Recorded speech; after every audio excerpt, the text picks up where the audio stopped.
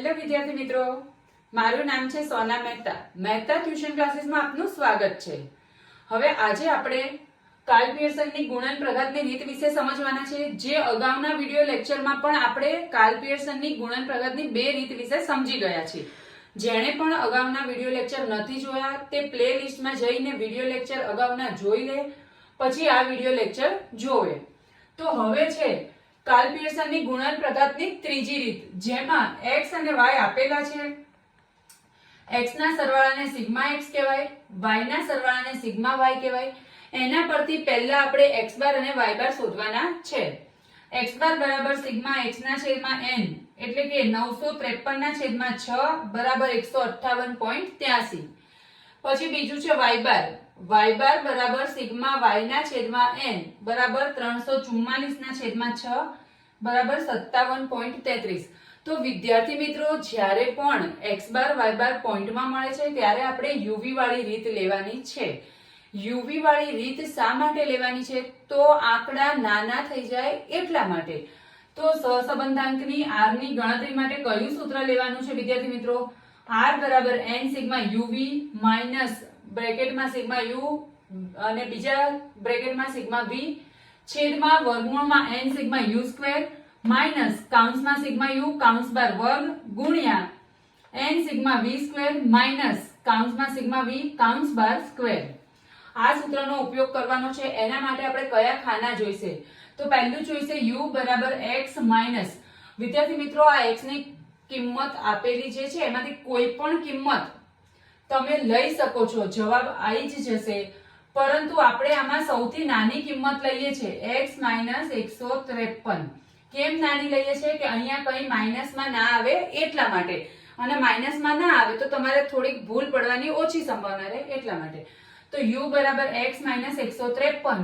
જે આપણે લખ્યું x માઈનસ 153 એનો મતલબ થયો કે આ x ની કિંમતમાંથી આપણે ધારેલી કિંમત એટલે કે 153 બાદ કરવાના છે.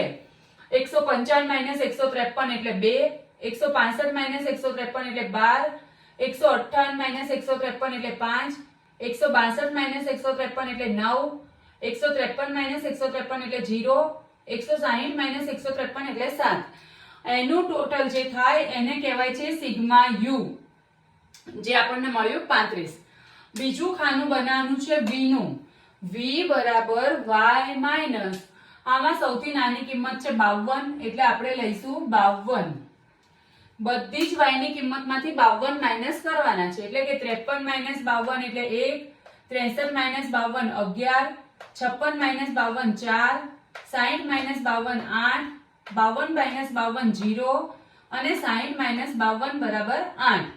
આના ટોટલને કહેવાશે સિગ્મા v.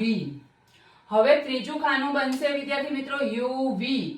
uv એટલે કે આ બંનેનો ગુણાકાર 2 ગુણ્યા 1 એટલે કે 2 એકા 2, 12 ગુણ્યા 11 એટલે 132, 5 ગુણ્યા 4 એટલે 20, 9 ગુણ્યા 8 એટલે 72, 0 અને 7 ગુણ્યા 8 એટલે 56. એના ટોટલને કહેવાશે સિગ્મા uv, જે આપણને મળ્યું 282.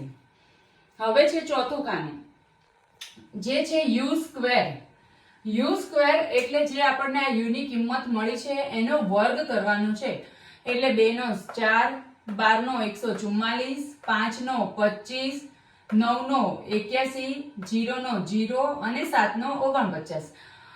u સ્ક્વેર ના સરવાળાને કહેવાશે સિગ્મા u સ્ક્વેર. હવે છેલ્લું ખાનું બનશે v સ્ક્વેર નો. v સ્ક્વેર એટલે અહીંયા જે v ની કિંમતો આપી છે એનો વર્ગ કરવાનો છે. 1 નો 1, 11 નો 121, 4 નો 16, 8 નો 64, 0 નો 0 અને 8 નો 64. આના સરવાળાને કહેવાશે સિગ્મા v સ્ક્વેર.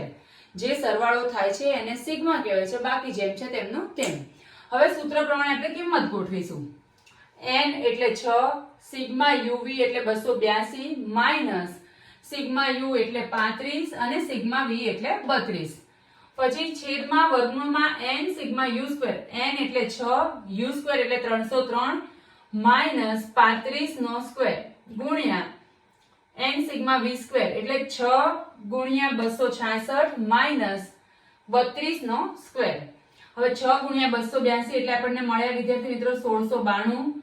35 ગુણ્યા 32 એટલે મળ્યા 1120 છેદમાં વર્ગમૂળમાં 6 ગુણ્યા 303 એટલે મળ્યા 1818 35 નો સ્ક્વેર એટલે 1225 ગુણ્યા 6 ગુણ્યા 266 એટલે 1596 માઈનસ 32 નો સ્ક્વેર 1024 હવે 1692 માઈનસ 1120 એટલે આપણને મળ્યા 572 1818 માઈનસ 1225 એટલે આપણને મળ્યા 593 એવી જ રીતે 1596 માઈનસ 1024 એટલે આપણને મળ્યા 572 572 ના છેદમાં 593 અને 572 નો ગુણાકાર કર્યો એટલે આપણને મળ્યા 3,39,196 જેને આપણે વર્ગમૂળમાંથી કાઢવાનું છે એટલે 572 અને આને વર્ગમૂળમાંથી કાઢ્યું એટલે મળ્યા 572 ના છેદમાં 582.4054 પછી એ બંનેનો ભાગાકાર કર્યો એટલે જવાબ આવ્યો 0.98 જ્યારે પ્લસમાં જવાબ આવે છે ત્યારે આપણે લાઈન લખવાની છે ધન સહસંબંધ ધરાવે છે